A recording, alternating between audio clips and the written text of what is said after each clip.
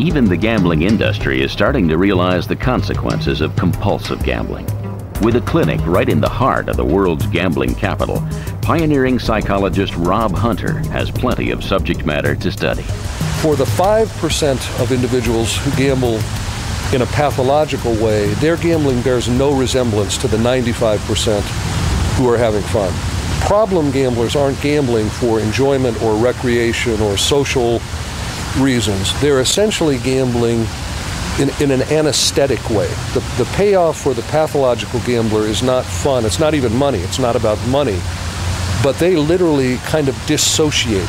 Talking to a problem gambler after a gambling binge is a little bit like talking to an alcoholic after a severe alcohol binge. There's almost a blackouty kind of, gee, I didn't know how much time went by, wasn't really sure where I was. It's kind of this twilight zone. I go somewhere through my gambling. I'm sick. Here comes NFL special. But a growing amount of evidence now suggests that compulsive gambling is not just an isolated behavioral problem, but part of a much wider biological phenomenon. People who are genetically or biologically prone to one type of impulsive behavior usually have a whole cluster of other impulsive behaviors.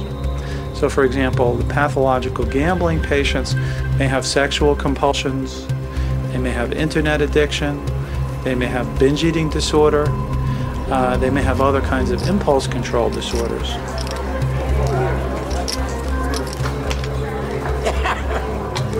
Eating is a compulsion for me.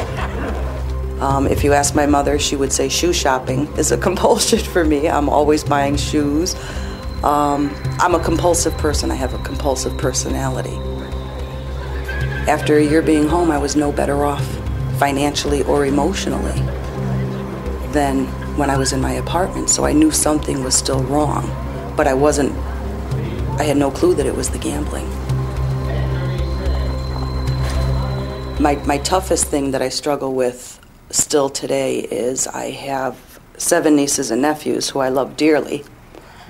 And when they were born, they have so many aunts and uncles that I had decided I would open them trustee accounts and put money for Christmas and birthdays. And instead of getting them gifts, they were always getting gifts. And there came a point when I cashed all those trustee accounts out. That was probably the worst feeling I've ever felt, other than wanting to take my life.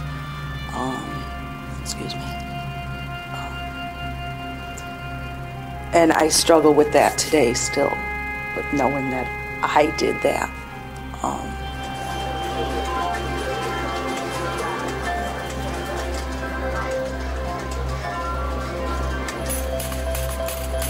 I always thought gambling was a temporary solution to these, hopefully, temporary problems in my life. I think that was the point at which I realized the solution may be the problem, because I actually need the gambling now. I can't do anything in my life without gambling as a part of how I deal with things.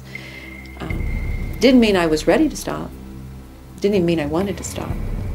But it was the point at which I said, gambling has become something more than what I really ever thought it could be.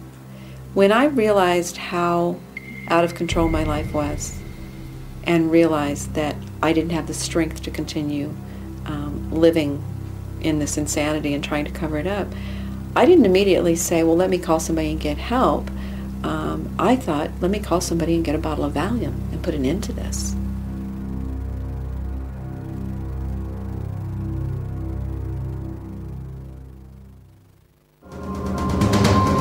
For compulsive gamblers, the promise of riches is everywhere. Casinos, racetracks, and even the corner store.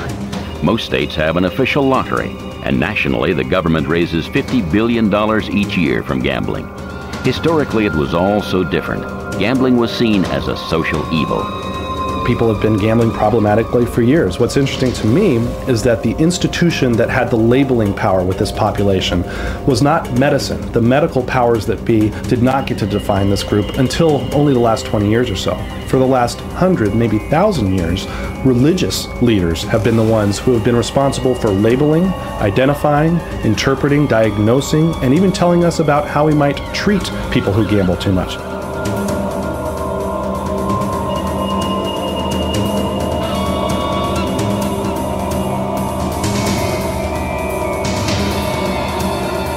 weren't to treat them as sick, we were to treat them as sinners.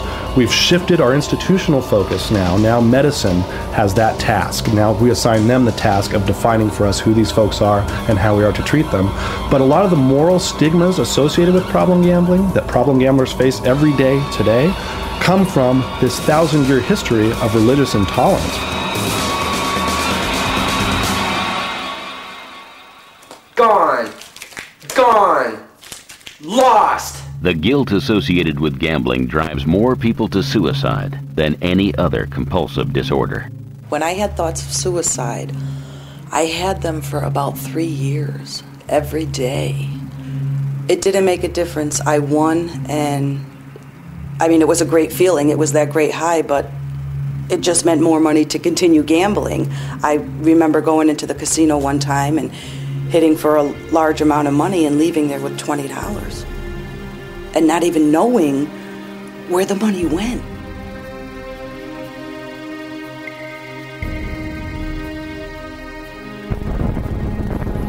It wasn't something I asked to have happen. If someone had set me at a doorstep and said, look, if you do this, you will lose all of your money, you will be on the brink of filing bankruptcy, you will have maxed out 17 credit cards, and isn't this fun?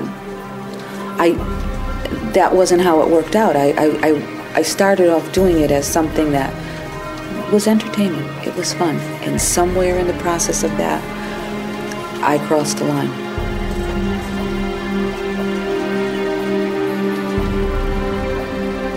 I didn't know I had a gambling problem. I never saw it that way. I only thought I had a money problem. If I had more money, I'd be able to pay my bills and I'd be able to gamble. I went to a consumer credit counseling service, and it was at that point that they said to me one of the things that they recommended was that I would seek some help for my gambling problem. And I remember looking at the woman and thinking, my gambling problem? I have a money problem. Eventually, that embarrassment and shame and all of those negative emotional feelings were just, it was too hard. It was really just too hard to take.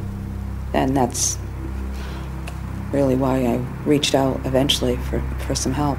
Have you ever been in therapy before? A long time ago, I was in therapy during like a marriage type of therapy, and I lied a lot.